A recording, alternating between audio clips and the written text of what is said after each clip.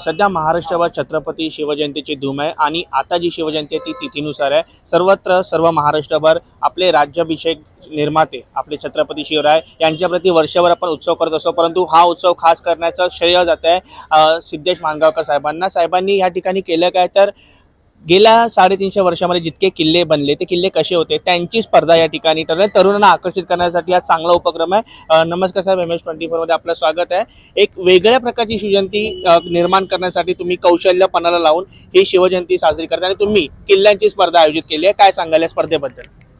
नक्कीच आमचं श्री शाहीर प्रतिष्ठान आणि आमचं बालमित्र मंडळ आर्यनगर नवरात्र उत्सव मंडळ यांच्या वतीने आम्ही किल्ले स्पर्धा घेतलेली आहे। आम्हाला या कार्यक्रमाला ताडदेवच्या राजा मंडळाची साथ लाभली आहे। हा कार्यक्रम आम्ही लहान मुलांमध्ये शिवसंस्कार रुजावे यासाठीचा हा आमचा एक छोटासा प्रयत्न आहे। त्याकरता आम्ही छत्रपती शिवरायांच्या जन्मदिनानिमित्त हा आम्ही कार्यक्रम घेतलेला आहे। आज कार्यक्रमाची आमच्या सुरुवात झालेली आहे। उद्या आमच्या विभागातील जवळपास 6 शाळांपैकी कमीत कमी 1200 ते 1300 विद्यार्थी उद्या या कार्यक्रमाला भेट देणार आहेत।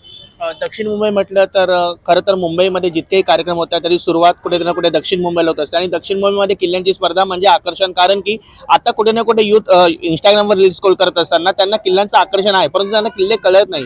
या ठिकाणी तुम्ही किल्ल्यांची स्पर्धा जेव्हा भरवताय तेव्हा मानक कसे होते, म्हणजे क्रायटेरिया कसा होता आणि कोणत्या प्रकारचे किल्ले आपण इकडे ॲप्लिकेबल केले आहेत? आम्ही इथे काही क्रायटेरिया वगैरे असं फॉलो नाही केलं। आम्ही विभागातील सगळं तरुणांना, लहान मुलांना, सर्व कॅटेगरीतल्या मुलांना आम्ही इथे किल्ले स्पर्धेत भाग घेण्याकरता आम्ही त्यांना पाचारण केलं आणि त्यांनी त्या अनुषंगाने सुद्धा किल्ले घेऊन आलेले आहेत। सध्या इथे खूप प्रकारचे रसिक येऊन गेले, शिवभक्त येऊन गेले, त्यांनी किल्ले पाहिले आहेत। कसा रिस्पॉन्स येतोय आणि जेव्हा दर्शक येतात, प्रेक्षक येतात, शिवभक्त येतात, ते तुमच्याशी काय साधतात, काय संपर्क साधतात आणि काय सांगतात, सजेशन काय? नक्कीच शिवरायांचा तर इतिहास जाज्वल्यच आहे, पण त्याचबरोबर शंभूराजांच्या इतिहासाची सुद्धा लोक माहिती आमच्याकडनं मागतायत की त्यांनी कसं केलं काय। आता जो पिक्चर नुकताच छावा प्रदर्शित झाला त्याच्या धर्तीवर बऱ्याच लोकांनी शंभूराजांबद्दल सुद्धा आम्हाला ह्या कार्यक्रमात विचारणा केली आणि आम्ही येत्या वर्षात आमचा तोच मानस असेल की जसं शिवरायांचा आम्ही इतिहास मांडतो त्याचबरोबर पुढे शंभूराजांचा इतिहास सुद्धा आम्ही त्याच प्रकारे जोरदार मांडण्याचा प्रयत्न करणार। नक्कीच तुम्ही ज्या प्रकारे उल्लेख केला की छावा हा सिनेमा सध्या गाजतोय, परंतु अशा प्रकारचे सिनेमा, अशा प्रकारच्या कलाकृती जेव्हा येतात तेव्हा काही कॉन्ट्रोवर्सी सुद्धा होतात, काही चांगल्या गोष्टी होतात, पण अशा प्रकारच्या स्पर्धा करणं तुम्हाला वाटतं की यामुळे आपण लोकांमध्ये पोहोचतो, लोकांमध्ये शिवजागृती असेल किंवा शिवप्रेरणा मिळते? मी तुम्हाला मगाशीच सांगितलं की शिवशाही आपली लोकांमध्ये रुजली पाहिजे। छत्रपतींनी जे काम केलं आहे, शंभूराजांनी जे काम केलं आहे ते लोकांमध्ये रुजलं पाहिजे। त्याकरता हा आमचा एक छोटासा उपक्रम आहे आणि वर्षाचे 12 महिने आमचा प्रयत्न आहे की या माध्यमातून आम्ही काही ना काही त्याकरता करत राहू। नक्की ज्या पद्धतीने आपण आयोजकांशी बोललो, त्यांना विचारलं, त्यांनी सांगितलं की हे किल्ले म्हणजे आपले प्रेरणास्त्रोत आणि हे किल्ले जगवले पाहिजे, टिकवले पाहिजे, त्यासाठी जे उचित उपक्रम करता येतील तितके आपण मुंबईकर म्हणून, महाराष्ट्रीयन म्हणून, एक मराठी माणूस आपण नक्कीच केलं पाहिजे। MS24 साठी मी सुनेश जोटिंगे, धन्यवाद। शिवजयंतीनिमित्त भरपूर कलाप्रेमींनी आणि राजकीय स्तरातून सुद्धा भरपूर असे शिवभक्त आहेत ज्यांनी या स्पर्धेनिमित्त किल्ल्यांना एकदा भेट दिली। आपण थेट विचारूया, साहेब तुम्ही सुद्धा या स्पर्धेमध्ये सहभागी झालात, एक दर्शक म्हणून, प्रेक्षक म्हणून किल्ले तुम्ही पाहताय, आता मनात कोणत्या भावना आहेत? भावना अशा आहेत ना की सिद्धेश माणगावकर आणि स्थानिक मंडळ इथलं आज ज्या इथे जी किल्ल्यांची स्पर्धा त्यांनी आज घेतलेली आहे, इथे या किल्ल्या मी असताना आता थोड्या वेळापूर्वी विचारलं की उद्या स्कूलमधली मुलं येणार आहेत इथे, तर येणाऱ्या आपल्या नवीन जनरेशनला लक्षात यायला पाहिजे की किल्ले आपल्या महाराष्ट्रात किती किल्ले आहेत, या किल्ल्यांचं महत्त्व काय आहे आणि या महाराजांनी कशा पद्धतीने ते जिंकले आहेत, किती स्वराज्यासाठी त्यांनी किती मेहनत घेतली किंवा किती या सगळ्या गोष्टी कराव्या लागल्यात, या आपल्या यंग जनरेशनला कळाव्या म्हणून मी सिद्धेश माणगावकर यांचं अभिनंदन करेन की त्यांनी मुलांसाठी माहितीसाठी हा कार्यक्रम घेतला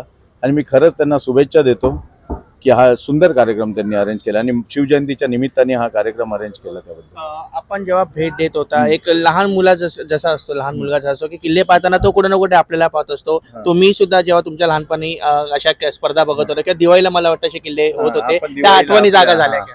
आपल्या महाराष्ट्रामध्ये तशी पद्धत आहे की आपण जेव्हा दिवाळीच्या टायमाला आपण अशा किल्ल्यांचं प्रत्येक आपण जास्त करून आता शहरापेक्षा आपण जर गावी तुम्ही बघितलं तर त्या ठिकाणी आपली लहान मुलांची तशी स्पर्धा वगैरे असते, जो तो आपापल्या घराच्या बाहेर किल्ल्याचं म्हणजे आपापल्या पद्धतीने त्याला जमतं त्या पद्धतीने ते किल्ल्याचं प्रदर्शन करतात किंवा किल्ले बनवतात तिकडे। तर काय बस सर्वात चांगलं एक यांनी स्पर्धा अरेंज केली आहे इथे मी त्यांचे आभार मानेन आणि त्यांना शुभेच्छा पण देईन. ओके, एक शेवटचा प्रश्न जाता विचारायचा आहे की सद्यस्थिती जर पाहिली महाराष्ट्रातील किल्ल्याची तर किल्ले पडझडे झाले आहेत. एक शिवभक्त म्हणून तुम्हाला काय वाटतं, किल्ल्यांची आपण काळजी कशाप्रमाणे घेतली पाहिजे? हा तुम्ही फार महत्त्वाचा प्रश्न विचारलात. आपण शिवभक्त तर सगळे आहेत, इथे जमलेले सर्व शिवभक्त आहेत. आज जर आपण किल्ल्यांची आज सर्व ठिकाणी आपण चर्चाही होते, मध्ये न्यूजमध्ये पण हा विषय आला, सर्व किल्ल्यांची हालत भरपूर खराब झालेली आहे. माझं तर म्हणणं आहे की सत्ता म्हणजे राज्य कोणाचं पण असो, पण माझं असं मत आहे की महाराजांच्या किल्ल्यांचं सगळ्यांनी लक्ष दिलं पाहिजे, जातीने सर्व. तिथे कुठलाही पक्ष न येता सर्वांनी तिथे लक्ष द्यायला पाहिजे आणि जे किल्ले मोडकळीस आलेले आहेत ते व्यवस्थित बनवून आपल्या पर्यटक म्हणजे आपल्या मुलांसाठी, येणाऱ्या नवीन जनरेशनसाठी तिथे आपण एक चांगले किल्ल्यांचं बांधकाम करावं आणि आपल्या यंग जनरेशनला ते बघण्यासाठी येईल.